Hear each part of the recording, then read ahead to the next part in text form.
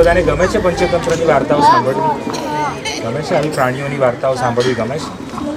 પ્રાણીઓની વાર્તા સાંભળીને આપણને શીખ મળે છે, બરાબર છે? ઓકે, હા, નમસ્તે જસ્મીન.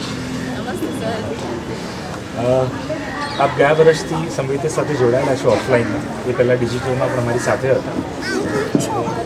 આ બાળકો સાથે આશાદીપના સર્વોદય મિત્રો સાથેનો તમારો પહેલું સત્ર, કેવો રહ્યો આપનો અનુભવ? સારો અનુભવ લાગી રહ્યો છે. બધા નાના નાના નિર્દોષ ભૂલકાઓને જોઈને ખૂબ આનંદ થયો. એમની નિર્દોષ આંખો, એમનું નિર્દોષ બુદ્ધિ જે વાર્તાના મર્મને સમજવા માટે ધ્યાન આપતી હતી એને જોઈને ખૂબ આનંદ થયો.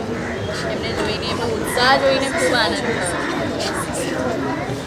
તમે વાર્તા એક પ્રકાર તૈયાર કરીને આવ્યા હતા કે મારે આ વાર્તા આવી રીતના કહેવી છે અને આ રીતના એના સંદર્ભો ઊભા થશે, પણ જ્યારે આ સહૃદયને મિત્રો મળ્યા તમને તો તમારે વાર્તામાં બદલાવ લાવવો પડ્યો સહૃદય મિત્રોને ખાસ જોઈને? હા, સહૃદય મિત્રો મેં જોયા. મારા સહૃદય મિત્રો બહુ જ નાના નાના છે, એટલે મારી વાર્તાને એમના જેવી અને એમની બુદ્ધિને સરળ રીતે પહોંચે એવી બનાવી દેવી પડી. એટલે બધા સાહિત્ય મિત્રો જે આવનારી વાર્તાઓ કરશે એમને કદાચ આ મેસેજ જશે કે તમારે ઘણું સ્પોન્ટેનિયસ રહેવું પડે છે ફ્લોર ઉપર, કે તમે ભલે એક તૈયારી કરીને આવ્યા હોય પણ જેમ જેમ વાર્તા ચાલતી હોય એમ તમારા બદલાવો પણ લાવતા પડે છે તાકી એ લોકોને સમજણ પડે. ઘણા શબ્દો એ લોકોને કદાચ ના ઉકલાય તો તમારે ઉકેલીને આપવા પડે. બની શકે જેમ કે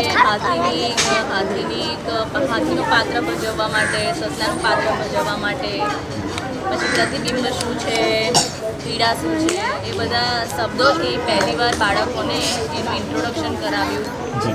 અનુભવ થયો એમને કે ક્રીડા એટલે નાવું, પાણીમાં છબછબિયા કરવા, પ્રતિબિંબ એટલે પોતાનો પડછાયો. એ રીતે એટલે થોડા શબ્દાવલીમાં પણ એમના શબ્દ ભંડોળમાં વધારો થયો.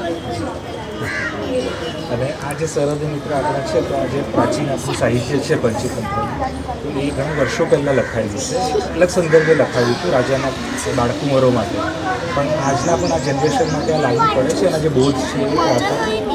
હા, બહુ લાગુ પડે છે, કારણ કે નાના નાના બાળકોને આજે પણ પ્રાણીઓની વાર્તા ખૂબ ગમે છે.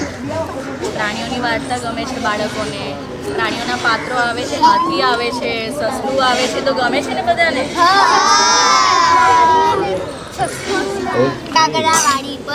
સરસ.